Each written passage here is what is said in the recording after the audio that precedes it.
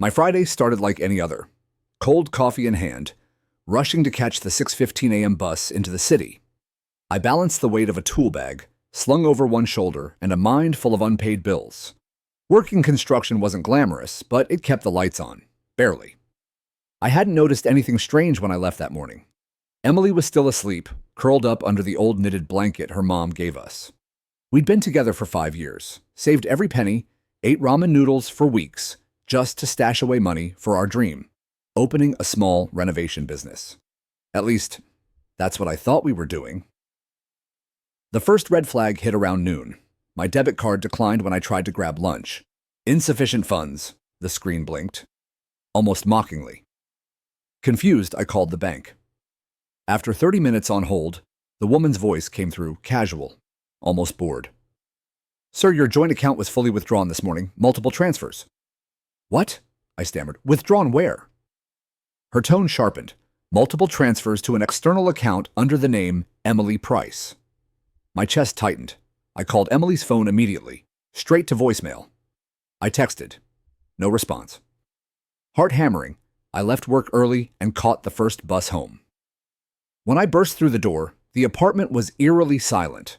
Her clothes? Gone. Her side of the closet? Empty. Even the picture frames, pictures of us smiling at family barbecues, hiking trips, New Year's Eve fireworks, were missing. On the table sat a single envelope with my name scrawled across it. Inside, in handwriting I knew too well, were just 2 lines. "I'm sorry. I can't do this anymore. I found someone else. Please don't try to find me." No explanations. No second chances. She had taken every dollar we worked for and vanished. I stood there for hours, numb. Everything we built was gone in less time than it took to pour a cup of coffee. But what I didn't know then was that losing Emily would become the greatest blessing of my life. The weeks that followed were brutal. Rent was overdue. Credit cards ballooned. I couch surfed with friends, skipped meals to stretch what little I had left. Every time I closed my eyes, I saw her walking away with everything we dreamed about. But somewhere in that darkness, a spark lit inside me. Rage turned into something sharper, something colder. Focus. If Emily thought she could steal my future, she was wrong. One night, scrolling through job boards at a grimy internet cafe, I stumbled on an ad. Seeking apprentice for home flipping startup. No experience needed. Work ethic required.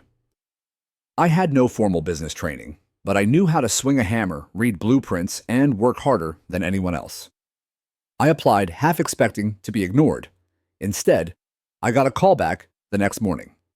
The man who hired me, Leo Marks, was blunt and demanding but fair.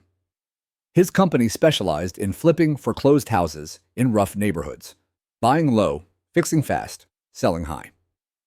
I threw myself into it. 12-hour days turned into 16.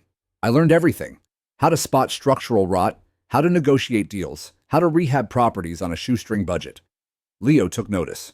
"You're a machine, kid," he said one night, tossing me the keys to a beat-up pickup. "Stick with me. You'll be running your own crew soon."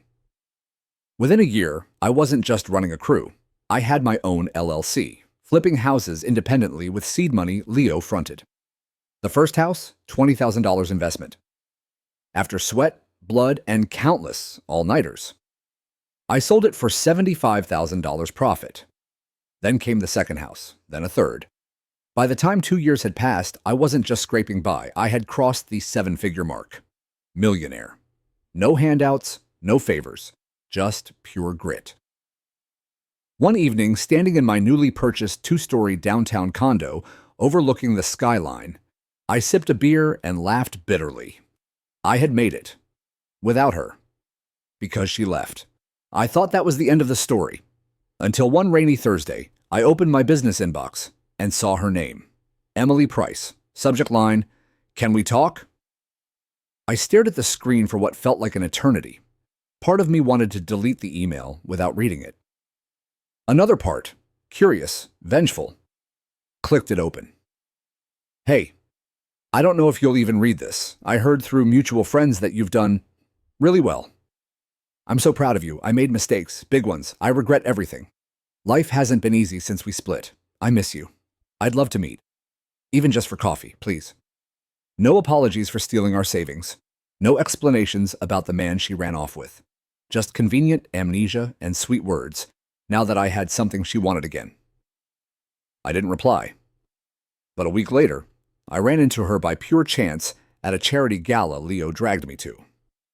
The universe really had a sense of humor. I almost didn't recognize her. The sparkle she once had, gone. She looked worn, desperate.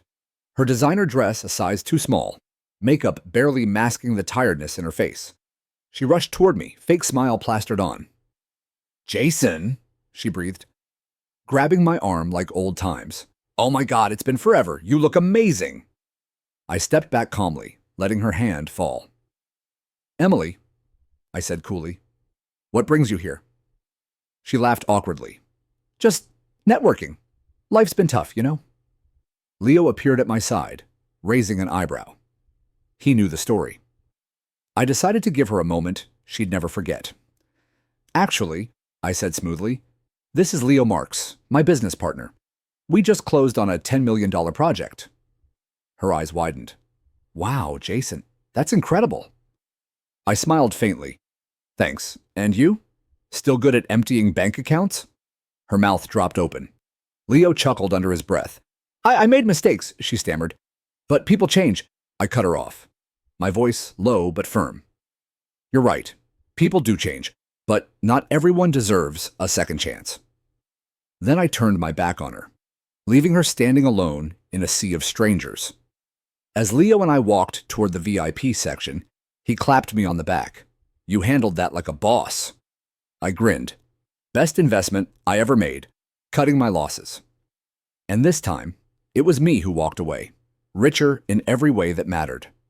I thought walking away from Emily would be the end of it. I was wrong. A few weeks later, Leo and I were finalizing the purchase of a rundown historic hotel we planned to flip into luxury condos. It was my biggest project yet, my real shot at cementing my name in the city. One morning, my assistant, Mia, buzzed through to my office. "Jason," she said hesitantly, "there's a woman here. Says she's your wife." I stiffened. "Send her away." She's crying," Mia added. Against my better judgment, I sighed and told her to let Emily in. She entered, drenched from the rain outside, makeup streaked, clutching a cheap umbrella like it was a life raft. "Jason," she choked out, "please hear me out." I stayed seated, arms crossed. "You've got 2 minutes." She stepped closer, dripping water onto the polished floor. "I lost everything," she said. "The guy I left with, he dumped me after he drained the money. I've been couch hopping for months. I'm scared. I'm alone. I don't know what else to do." I said nothing. "I know I don't deserve anything," she rushed on. "But I'm pregnant, Jason." Silence slammed into the room. "Pregnant? You expect me to believe that?" I asked coldly. Tears streamed down her face. "I have no one else. Please, just help me get back on my feet. I'll work for you. Clean offices, anything. I'll sleep on the floor." I studied her. Part of me, the part that still remembered her laughter, the girl I once loved, felt a sliver of pity. But another part, stronger now, knew better. Still, I made a decision.